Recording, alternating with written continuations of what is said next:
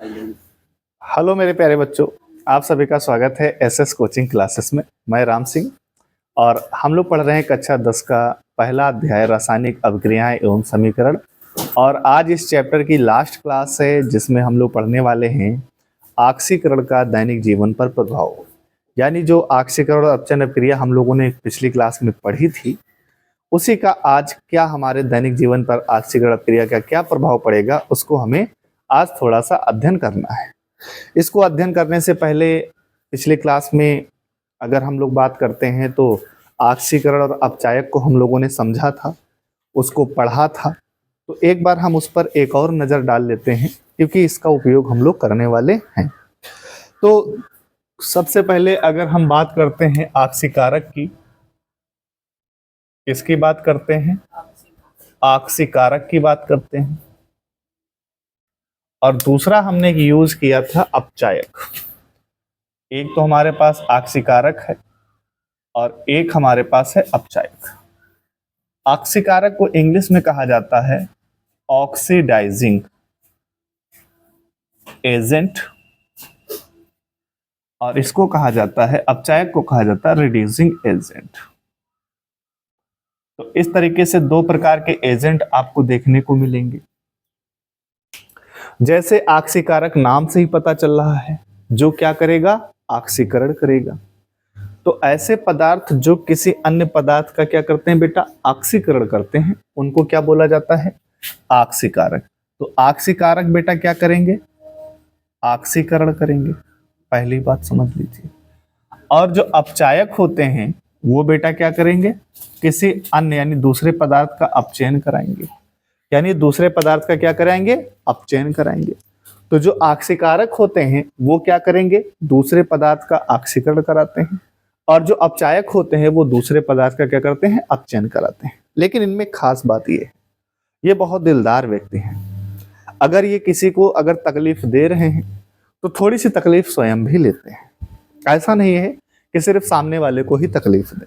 और ऐसे व्यक्ति समाज के लिए बहुत अच्छे होते हैं कि मतलब दूसरे को तो तकलीफ दे ही रहे हैं और स्वयं भी तकलीफ ले रहे हैं। उससे क्या है? उनको उस तकलीफ का एहसास रहता है।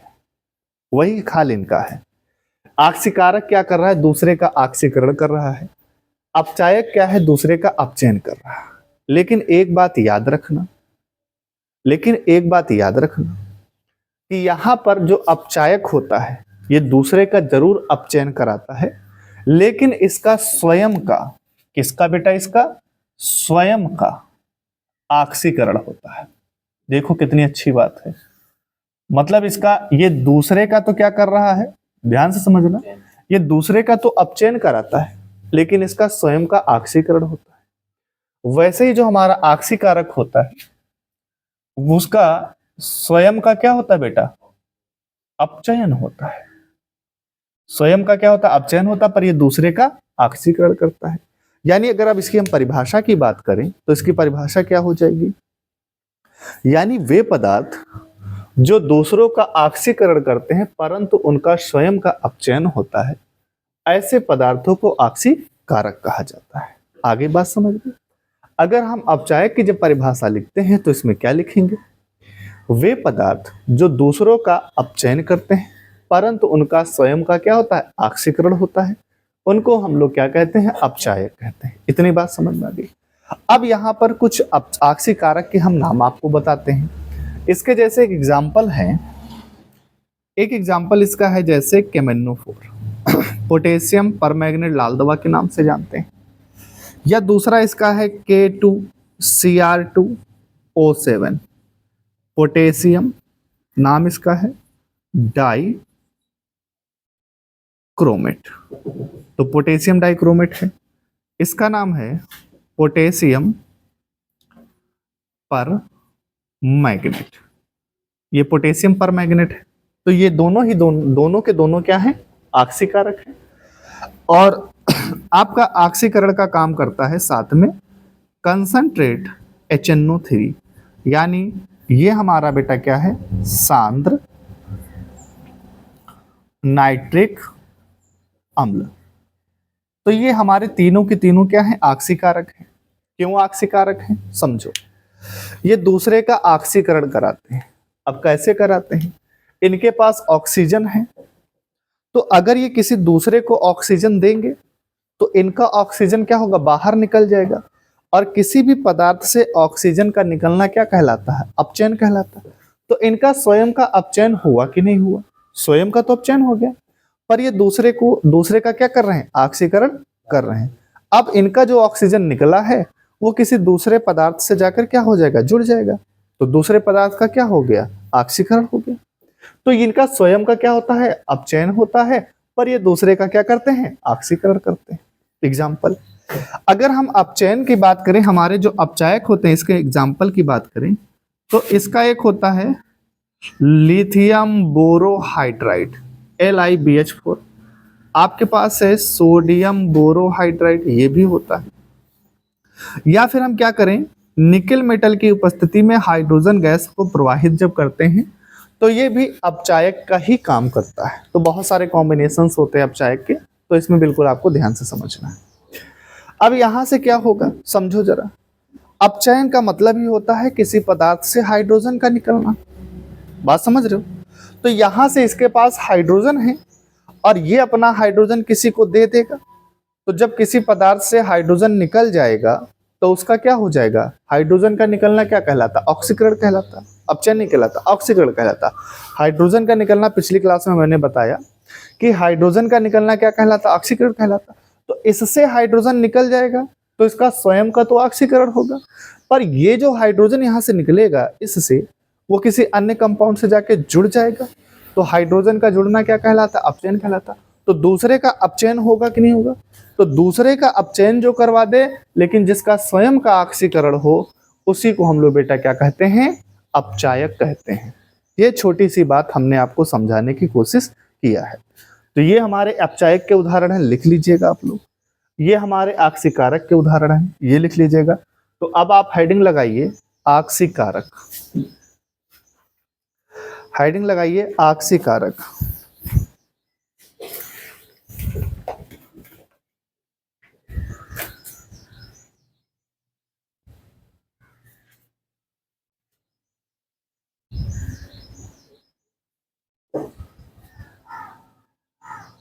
लिखा,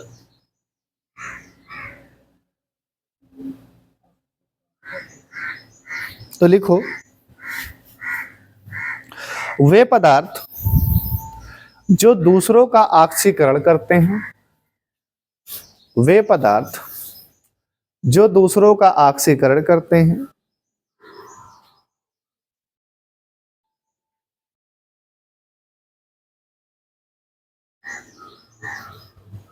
वे पदार्थ जो दूसरों का ऑक्सीकरण करते हैं परंतु उनका स्वयं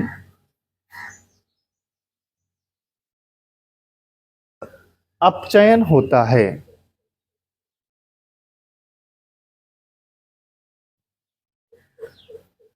स्वयं अपचयन होता है, ऑक्सीकारक कहलाते हैं, ऑक्सीकारक कहलाते हैं। ठीक है बेटा, अब ये आप तीनों उदाहरण लिख लीजिएगा, कैमेनोफोर, K2Cr2O7 और कंसंट्रेट HNO3, ये तीनों उदाहरण लिख लीजिएगा। अब आप लोगों को करना क्या है, आप लोग जो अपचायक की परिभाषा लिखेंगे वो जस्ट ऑक्सीकरण का उल्टा लिखेंगे। ठीक है, तो ये काम आपको स्वयं करना है। ठीक है, तो ये उसके उदाहरण आप लोग लिख लीजिएगा, अपचायक के उदाहरण ये हैं, आप लिख लीजिएगा।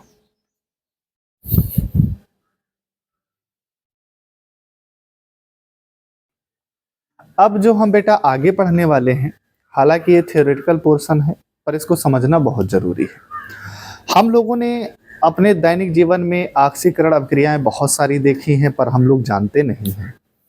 ठीक है, देखी बहुत हैं पर हम जानते नहीं हैं। तो आज हम आपको कुछ एग्जाम्पल के माध्यम से बताने की कोशिश करेंगे कि आप ऑक्सीकरण अभिक्रियाओं को कहाँ पे देख सकते हैं। दैनिक जीवन का मतलब ये है कि हमारा जो रोज का जीवन है उसमें उन ऑक्सीकरण अभिक्रियाओं का क्या प्रभाव हमें देखने को मिलता है, ये हमको समझना है। सबसे पहले आप लोगों ने कहीं देखा होगा कि अगर मम्मी हमारे घर में या हमारे घर में चांदी कहीं पर होती है तो उस चांदी पर आपने देखा होगा कभी कभी क्या होती है, एक ब्लैक परत जम जाती है। ठीक है, ब्लैक परत जमने का मतलब क्या है, कहीं ना कहीं वहां पर क्या हो रहा है, ऑक्सीकरण हो रहा है।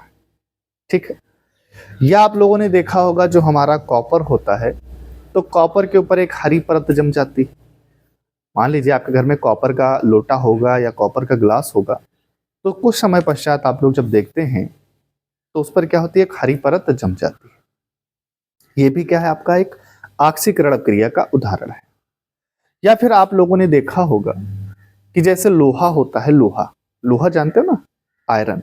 तो जब आयरन को हम खुले वातावरण में छोड़ देते हैं तो वो क्या होता है, उस पर एक एक लाल रंग की परत जम जाती है, जिसको हम लोग सामान्यतः जंग कहते हैं, रस्ट कहते हैं जंग।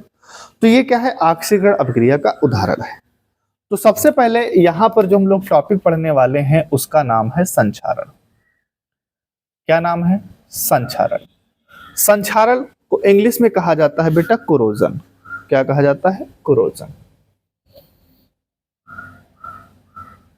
अब ये संक्षारण होता क्या है, इस बात को भी थोड़ा सा समझते हैं।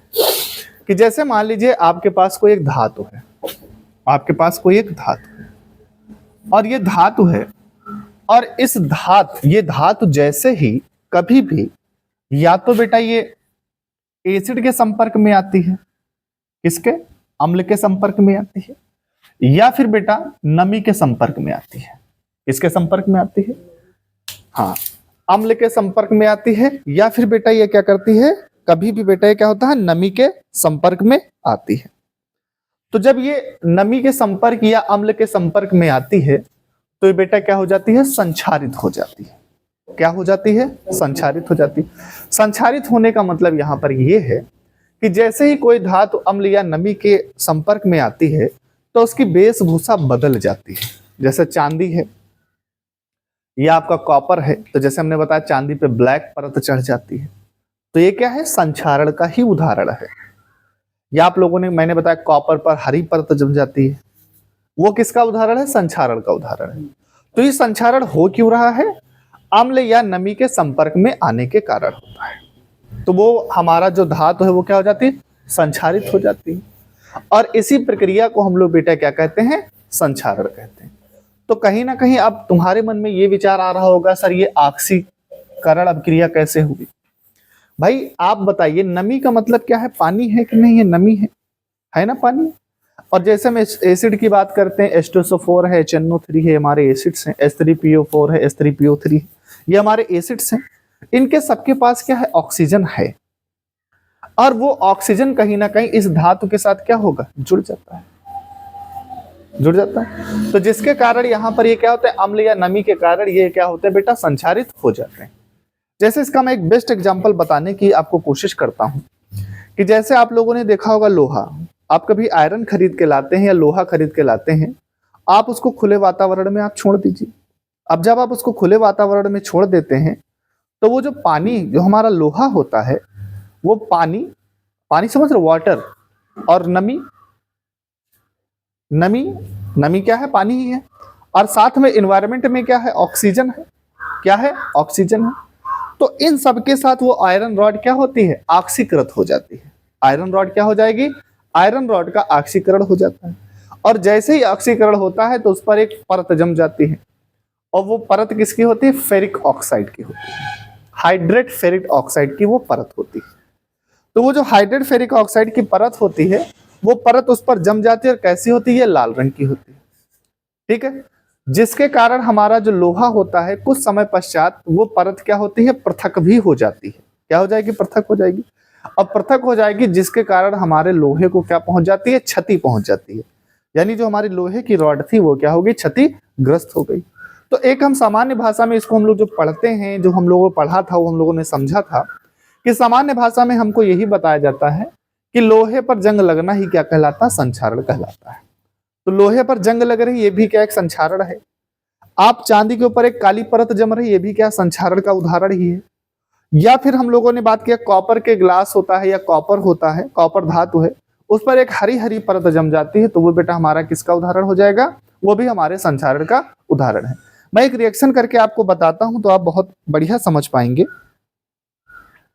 कि जैसे मान लीजिए यहां पर एनवायरनमेंट में लोहे पर जंग लगना की रिएक्शन मैं आपको कराता हूं। लोहे पर जंग लगना। अच्छा, जंग लगेगी कब? सवाल यह है जब लोहा संपर्क में आएगा वायु के या नमी के। नमी का मतलब वाटर। आप उसी लोहे को एक कमरे में बंद करके रख दीजिए जहां पर नमी ना हो, पानी ना हो, तो उसमें जंग नहीं लगेगा। लेकिन आप उसको खुले मैदान में छोड़ दीजिए, हालांकि प्रक्रिया धीरे धीरे होती है, दिखाई नहीं देती, स्लो रिएक्शन होती है। हो सकता है जंग लगने में 2 महीने लगे, हो सकता है जंग लगने में 2 साल लगे, तो समय लग सकता है। स्लो रिएक्शन है। रिएक्शन तो होती है पर स्लो होती है, जो हमें दिखाई नहीं देती। कंप्लीट हो जाएगी तभी हमें दिखाई देगी, है ना। या कभी कभी आप लोगों ने देखा होगा कि आपके घर में जैसे मम्मी लोग खाना पकाती हैं, खाना पकाने के बाद एक कढ़ाई टाइप में होता है जिसमें सब्जी वगैरह पकाई जाती है। उसको मम्मी लोग क्या करती, शाम को धुल के रखती हैं, और अगर उसका पानी वो लोग नहीं पूछती हैं, कभी देखा होगा, ऑब्जर्व किया होगा, मैंने खैर ऑब्जर्व किया है, तो जब मम्मी लोग उसको नहीं पूछती हैं तो उस पर क्या होती है, आप सुबह जब उठ के देखते हैं तो उस पर कहते हैं कि मूर्छा लग गया है। मूर्छा समझ लो मतलब वो जंग लग गई, और वो लाल रंग की जंग उनको दिखाई देती है। फिर से वो क्या करते हैं, उस जंग को छुड़ाती हैं, यानी उसको क्या करते हैं, फिर से उसको साफ करती हैं, तब जाके वो खाना बनाती। तो वहां पर कौन सी अभिक्रिया हो रही है? ऑक्सीकरण अभिक्रिया हो रही है। समझ में आ गया? अब जैसे यहां पर देखिए कि यहां पर मान लीजिए हमारे पास ये लोहा है, लोहे की रॉड है, और एनवायरनमेंट में बेटा हमारे पास क्या है, ऑक्सीजन है, ठीक है, और साथ ही साथ एनवायरनमेंट में हमारे पास क्या है, नमी है यानी पानी है, ठीक है। और इस पर बेटा ये जब जंग लगती है तो ये बनाता है क्या है, तो बनाता है Fe2O3 बनाता है। क्या बनाता है बेटा? Fe2O3 ये बनाता है, और साथ में इसके अंदर कुछ क्रिस्टल जो होते हैं वो पानी के भी रहते हैं। तो इसका नाम क्या है? इसका नाम है हाइड्रेट। क्या नाम है बेटा? हाइड्रेट इसके लिए आया है, और इसका नाम है फेरिक ऑक्साइड। क्या नाम है बेटा? Hydrate ferric oxide. और इसी को हम लोग बेटा जंग के नाम से जानते हैं। अब ये जंग मैदान में लड़ने वाली नहीं है कि भाई एक तोप लेके आया हम भी खड़े हैं भाई हम भी, वो जंग नहीं है, ये वार नहीं है, ये रस्ट है जो किस पर लगी है, लोहे पर लगी हुई है, ठीक। अब इस रिएक्शन को हमें बैलेंस करना होगा, तो बैलेंस करने के लिए आपको हमने कहा था इसमें देखिए इसके आगे 2 लगा दीजिए, इसके आगे 3 लगा दीजिए, इसके आगे 4 लगा दीजिए। ऐसा क्यों? 2 दूनी 4 आयरन हो गया, 3 दूनी 6 ऑक्सीजन हो गया, बैलेंस हो गया। अब यहाँ पर वाटर के कितने मॉलिक्यूल्स हैं? X मॉलिक्यूल्स हैं, तो वाटर के भी हम यहाँ पर X मॉलिक्यूल्स ले रहे हैं। अभी यहाँ पर X का मतलब है कोई नंबर लिखा है, 1 मोल हो सकता है वाटर का, 2 मोल हो सकते, 10 मोल हो सकते, 100 हो सकते, 1000 हो सकते हैं। भाई लोहे पर जब जंग लग रही तो हमें ये तो नहीं पता कि उसने कितना पानी लिया है, जल के कितने अणु लिए हैं, ये हमें नहीं पता रहता ना, इसलिए उसको हमने यहाँ पर X माना है, ठीक है। तो ये क्या है? एक प्रकार से संक्षारण की क्या है, अभिक्रिया है, ऑक्सीकरण अभिक्रिया। लोहा पहले बेचारा अकेले था, और देखो इसके साथ ऑक्सीजन जुड़ गया कि नहीं जुड़ गया, और किसी के साथ अगर ऑक्सीजन जुड़ता है तो ऑक्सीकरण होता है कि नहीं होता है, तो ऑक्सीकरण हो रहा है। तो ये लोहे पर जंग लगना भी क्या है बेटा? एक प्रकार की ऑक्सीकरण अभिक्रिया है। अब सवाल ये है कि सर ऐसा क्या करें कि जब लोहे पर जंग ना लगे, है ना, लोहे पर जंग ना लगे, तो कहीं ना कहीं हमें संक्षारण के क्या पढ़ने होंगे? उपाय। तो संक्षारण का पहला उपाय तो यही है। आजकल के देखो मॉडर्न जमाने में आप लोग क्या करते हैं, आप मॉडर्न जमाने का पहले से जब से गाड़ी बनी हुई है तो गाड़ियों के ऊपर क्या होता है, एक पेंट लगा हुआ आता है, और जब तक गाड़ी पर पेंट रहता तो गाड़ी चाहे खुले मैदान पे खड़ी रहे और चाहे उस पर झमाझम बारिश हो, उस पर कभी भी क्या होता है बेटा? जंग नहीं लगता है। लेकिन वही गाड़ी है कि अगर उसी गाड़ी पर हम क्या करें, एक स्क्रैच मार दें। स्क्रैच मारने से क्या होगा? सपोज करिए आपकी गाड़ी है और मेरे पास ये गाड़ी है, और ये गाड़ी की टंकी का उदाहरण लेते हैं, और यहाँ आपने एक स्क्रैच लगा दिया, और जैसे ही आपने स्क्रैच यहाँ पर लगाया तो यहाँ पर का जो पेंट था वो हट गया। तो जब पेंट हट जाएगा तो कहीं ना कहीं यहाँ पर का जो अंदर का आयरन है, जो लोहा है, वो दिखेगा। एनवायरनमेंट में कौन है दादा साहब? ऑक्सीजन साहब है। साथ में क्या है, नमी है, पानी है, बारिश होगी पानी, तो वो पानी कहीं ना कहीं इस जो आपने स्क्रैच लगाया इसके अंदर से पानी कहाँ जाएगा, टंकी के पास, टंकी से संपर्क करेगा और उसी जगह से जंग लगना क्या हो जाएगा बेटा, स्टार्ट हो जाएगा। तो पहला उदाहरण तो यही उपाय तो यही हो गया कि कहीं ना कहीं हमको बेटा क्या करना चाहिए, पेंट लगाना चाहिए। किसका उपयोग करना चाहिए, पेंट का उपयोग करना चाहिए। ठीक है, पहली बात। दूसरी बात यहां पर यह है कि और क्या कर सकते हैं, आप ग्रीस लगा सकते हैं। आपने अक्सर देखा होगा हमारी जो गाड़ियां होती हैं, जो उनकी साइकिलें होती हैं, आप गाड़ी का यूज, ग्रीस का यूज क्यों करते हैं हम लोग, या हम लोगों ने देखा होगा, एक तो वहां पे घर्षण कम करता है, ये तो बात क्लियर है, ग्रीस क्या करती है, घर्षण कम करती है, इसलिए भी यूज होता है। दूसरी बात क्या है, ग्रीस जो होती है वो ऑयली नेचर की होती है और ऑयल और पानी कभी एक दूसरे से जुड़ नहीं सकते, ये आप भी जानते हैं, हम ये भी जानते हैं। ये तो वही आज से नहीं, महाभारत के टाइम से चला आ रहा है कि भैया तेल और पानी का कभी मिलाप हो ही नहीं सका। समझ रहे हो ना, जैसे एक दुष्ट व्यक्ति का और एक अच्छे व्यक्ति का नहीं हो सकता, वैसे भी इनका नहीं हो सकता। तो हम लोग क्या करते हैं, ग्रीसिंग कर देते हैं, या हमने उस पर मोबियल लगा दिया तो वो भी काम करता है। तो कहीं ना कहीं ये संक्षारण के उपाय ही होते हैं। ठीक है, तो और भी उपाय हैं, इनको पढ़ लीजिएगा, भारत का थ्योरेटिकल टॉपिक था। तो संक्षारण का मतलब यही आप समझ गए, जब कोई धातु वायु, जब कोई धातु अम्ल या नमी के संपर्क में आती है तो वो क्या होती है, संक्षारित हो जाती है। और इसी प्रक्रिया को हम लोग बेटा क्या कहते हैं, संक्षारण कहते हैं। और संक्षारण जो है बेटा, ये आपको बहुत जगह पे देखने को मिलता है।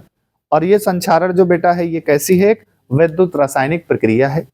और इसको आप कक्षा 12 में बहुत डिटेल में पढ़ेंगे, जहां पर हम लोग विद्युत रसायन चैप्टर पढ़ेंगे, तो वहां पर आपको ये पढ़ने को मिलेगा। तो एक छोटा सा जो हमारे पास नॉलेज था वो हमने आपके साथ शेयर किया। तो ये हमारा क्या था, संक्षारण था, और ये संक्षारण की क्या है, अपक्रिया है। ठीक है, अब संक्षारण के बाद एक और इसका दूसरा टॉपिक है जो हम लोगों को हमारे सिलेबस में दो हैं, जिसका नाम है विकृत गंधिता। विकृत गंधिता क्या है बेटा, विकृत गंधिता। तो इसका दूसरा उदाहरण क्या है, विकृत गंधिता। विकृत गंधिता इंग्लिश में बोला जाता है रेंसिडिटी। अब ये विकृत गंधिता और रेंसिडिटी क्या होती है, नाम से ही पता चल रहा है कि विकृत का मतलब हो गया भाई बीमार। विकृत मतलब ना होता है, विकृत मतलब हम एक तरीके से टेढ़ा मेढ़ा या गंध यहाँ पे समझ सकते हैं, रेंसिडिटी।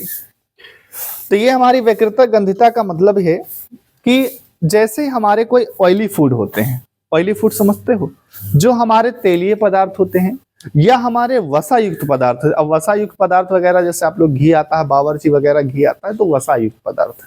ठीक है, तो ये जो भी वसा युक्त पदार्थ होते हैं या जो तेलीय पदार्थ होते हैं, अगर इनको हम खुले वातावरण में छोड़ दें, इन्वायरमेंट में छोड़ दें, तो क्या होता है, इनको कुछ समय बाद इनसे एक अजीब प्रकार की गंध आने लगती है। यानी कहने का मतलब है कि इनकी गंध भी बदल जाती है और साथ में इनका स्वाद भी बदल जाता है। उसी प्रक्रिया को हम लोग बेटा क्या बोलते हैं, विकृत गंधिता बोलते हैं।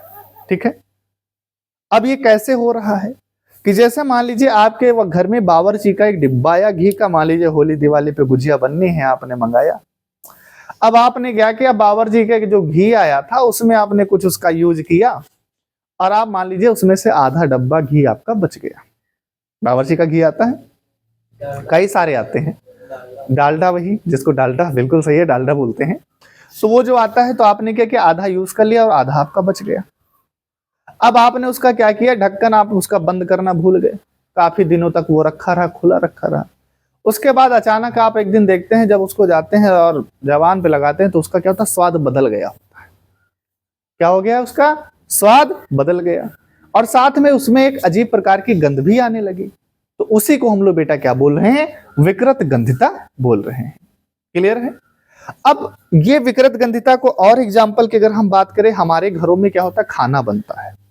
ठीक है, तो जब हमारे घरों में खाना बनता है तो देखते हैं कि गर्मियों के टाइम में वो खाना जल्दी खराब हो जाता है। आपके घर में सब्जी बनी, आपने उसमें तेल डाला, तेल का यूज किया, तो गर्मियों के दिनों में क्या होता है कि सर खाना बहुत जल्दी खराब हो जाता है। भाई ये क्या गिर गया तो खाना क्या होता है, भाग रहा है भाई ये तो खाना क्या हो गया, खराब हो गया। और वही आप ठंडक के दिनों में देखते हैं कि खाना नहीं खराब होता है।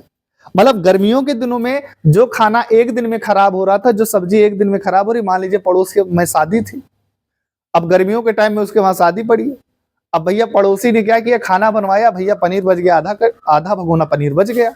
अब उसने कहा मोहल्ले में बंटवा दो गर्मी के समय में। अब भैया रात में तो शादी हुई, बंटवाएगा तो सुबह, तो पता चला सुबह वो बंटवाने गया तो उसमें एक अजीब प्रकार की गंध आ रही है। तो पता चला पड़ोसी को दो, तो पड़ोसी उसको क्या गया है, उल्टा सीधा सुना दिया, अरे भाई नहीं देना तो मत देते यार, खराब क्यों दिया, बदबू आने लगी है।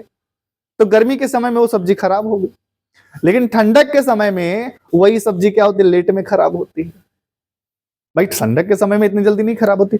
इसका कारण क्या, इससे हमें क्या अर्थ निकलता है, इससे ये अर्थ निकलता है कि जो विकृत गंधिता है, यानी जो विकृत गंधिता क्यों हो रही, क्योंकि ऑक्सीकरण हो रहा है। क्यों, क्योंकि एनवायरमेंट में क्या है, ऑक्सीजन, आपने ढक्कन खुला छोड़ा और ऑक्सीजन उसके अंदर गई, और ऑक्सीजन जब उसके अंदर चली गई तो कहीं ना कहीं ऑक्सीजन उसके साथ जुड़ गई, और जब ऑक्सीजन उसके साथ जुड़ेगी तो उसका क्या हो जाएगा, ऑक्सीकरण हो जाएगा। और जैसे ही ऑक्सीकरण हो जाएगा तो उसका नेचर क्या हो जाएगा, बदल जाएगा, यानी उससे क्या होगी, गंध आने लगी और उसका स्वाद भी बदल जाएगा।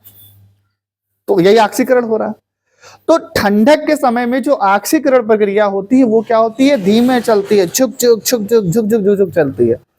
और लेकिन जब गर्मियों का समय होता है तो ऐसे भागती है, एकदम एरोप्लेन की तरह भागती है तेज। तो ऑक्सीकरण अब क्रिया क्या होती है ठंडक में, किसमें बेटा, ठंडक में कैसे चलती है, झुपुक झुपुक झुपुक झुपुक चलती है। लेकिन गर्मी के समय में क्या होती है, शिम, बहुत तेजी से चलती है। तो मतलब ये हुआ, हाँ बुलेट ट्रेन, बिल्कुल सही, बुलेट ट्रेन की तरह चलती है। तो गर्मियों में ऑक्सीकरण क्रिया क्या होती है, तेज होती है, जबकि जाड़े में क्या होती है, धीमा होती है ना, धीमा होती है। पर होता है ऑक्सीकरण, ये मान लो, होता है, ये मानना है। चलो इतनी बात समझ में आ गई। और अगर हम बात करें कि अगर इसी जो रेंसिडिटी हो रही है, जो विकृत गंधिता हो रही है, अब हालांकि इसको यूज करने के लिए बहुत सारे प्रतिऑक्सीकारक आए हैं, उनकी बात अभी हम बाद में करेंगे। अभी थोड़ा सा और इस पे बात कर लें ताकि चीजें हमें समझ में आ जाए। ये क्या है, विकृत गंधिता की हम लोग बात कर रहे हैं। ठीक, आप लोगों ने कभी देखा होगा कि हम लोग जब खाना होता है गर्मी के समय में, तो जब रात का समय होता है, जहां पर आज भी रेफ्रिजरेटर की सुविधा नहीं है, फ्रिज की सुविधा नहीं है, वहां पर लोग क्या करते हैं, उस खाने को पानी में रख देते, बिल्कुल सही है, या उसको खुले आसमान के नीचे रख देते हैं। खुले आसमान के नीचे रखने का कारण ये है कि रात का मौसम ठंडा होता है, तो जब रात का मौसम ठंडा होगा तो जो ऑक्सीकरण की प्रक्रिया होगी वो क्या होगी, धीमा होगी। तो जो चीज खराब होने वाले था, जो हमारा वसीय पदार्थ थे, जो तेल युक्त पदार्थ थे, वो जल्दी खराब नहीं होंगे ठंडे मौसम में, यानी ऑक्सीकरण की क्रिया क्या होगी, स्लो हो गई। अब वही मन में विचार आ रहा होगा, सर गर्मियों के समय में हम खाना फ्रिज में लगा देते नहीं खराब होता है, लेकिन बाहर रख देते हैं खराब हो जाता है, क्यों? भाई फ्रिज के अंदर का टेम्परेचर क्या होता है, कम होता है, और कम ताप पर ऑक्सीकरण क्रिया क्या होती है, धीमा चलती है। और जब टेम्परेचर ज्यादा होगा तो क्या चलेगी, तेज चलेगी, एरोप्लेन बन जाती है। इस वजह से हम लोग खाना कहाँ लगाते हैं, फ्रिज में लगाते हैं। या आप लोगों ने देखा होगा, आपके वहां चिप्स आप लोग खाए हो, चिप्स खाए हो, तो चिप्स का जो पैकेट होता है, तो उसके से अंदर से ऑक्सीजन गैस को निकाल करके क्या करते हैं, नाइट्रोजन गैस करते हैं। क्यों? क्यों? ताकि जो ऑक्सीजन है वो चिप्स के साथ जुड़े ना। अगर वो चिप्स के साथ ऑक्सीजन जुड़ जाएगी तो ऑक्सीकरण हो जाएगा, और जब ऑक्सीकरण हो जाएगा तो चिप्स जल्दी खराब हो जाएगा। और हम क्या चाहते हैं कि चिप्स जल्दी खराब ना हो, इसलिए हम ऑक्सीजन गैस को बाहर निकाल के रख देते हैं, और उसके अंदर कौन सी गैस भरते हैं, नाइट्रोजन गैस भरते हैं।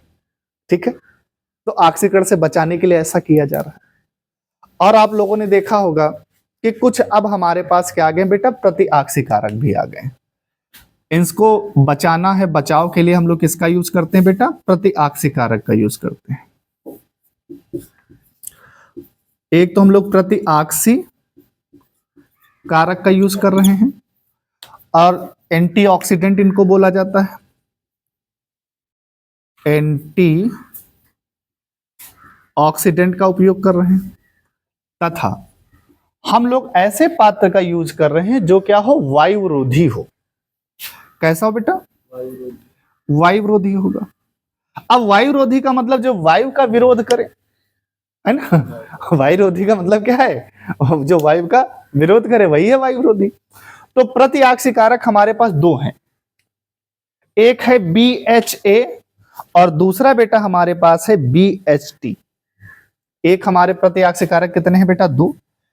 एक आपके पास है BHA और आपका है बेटा एक है BHT। इसका BHT का फुल फॉर्म क्या होगा, मैं आपको बता देता हूं। इसका फुल फॉर्म होता है ब्यूटिलेटेड,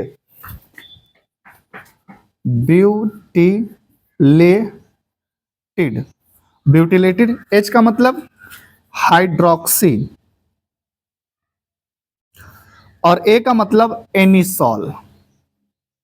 तो इसका भी उपयोग किया जाता है ऑक्सीकरण की प्रक्रिया को रोकने के लिए या कम करने के लिए। और दूसरा हमारे पास होता है ब्यूटिलेटेड।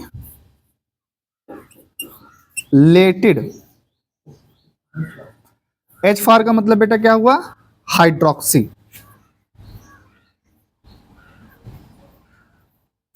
और T का मतलब होता है बेटा टॉल्विन। तो ये दोनों ही के दोनों क्या है बेटा, हमारे प्रति एंटीऑक्सीडेंट हैं, जिनका उपयोग हम लोग कहाँ करते हैं, ऑक्सीकरण की अभिक्रिया को रोकने पे करते हैं। यानी कहीं ना कहीं हमें विकृत गंधिता को अगर बचना है तो हमें ये, हम अगर ये डाल देंगे तो हमारा क्या हो जाएगा, जो हमारा तेलीय पदार्थ है, जो हमारा वसा वाला पदार्थ है, वो क्या हो जाएगा, संरक्षित हो जाएगा, सुरक्षित हो जाएगा और वो जल्दी से खराब नहीं होगा। ये हमारे किस नेचर के होते हैं, ये हमारे क्या कहलाते हैं, प्रतिआक्सी कारक होते हैं। तो नाम का मतलब ही है कि ये बेटा क्या कर रहे हैं, ऑक्सीकरण की अपक्रिया के विरुद्ध काम कर रहे हैं। तो जहां पर प्रति शब्द लग जाता है वहां पर मतलब होता है कि वो दुश्मन है। किसका दुश्मन है, ऑक्सीकरण का। ऑक्सीकारक है मतलब, तो प्रतिआक्सीकारक का काम ये करता है। और इनके नेचर की अगर हम बात करें तो इनका जो नेचर होता है वो बेटा कैसा होता है, अपचयन प्रकृति का होता है। ये स्वयं क्या होते हैं, अपचयन प्रकृति के होते हैं। ठीक है, तो ये बेटा हमने आपको समझा दिया है कि विकृत गंधिता क्या होती है, संक्षारण क्या होती है। तो आज का जो ये हमारा चैप्टर है वो खत्म हो चुका है। खत्म नहीं हुआ, समाप्त हुआ। खत्म कभी नहीं होता, तो कैसा हुआ है, समाप्त हो गया है, यानी एंड हो गया है चैप्टर का। और उम्मीद करता हूं सभी बच्चों ने एंजॉय किया होगा। आज की लास्ट की क्लास थ्योरेटिकल क्लास थी, तो हमारे पास जो भी इनसे रिलेटेड डाटा था वो हमने आप तक पहुंचाने की कोशिश किया है। तो आज की क्लास को यहीं पे समाप्त करते हैं। मिलेंगे नेक्स्ट क्लास में नेक्स्ट चैप्टर के साथ। तब तक के लिए जय हिंद।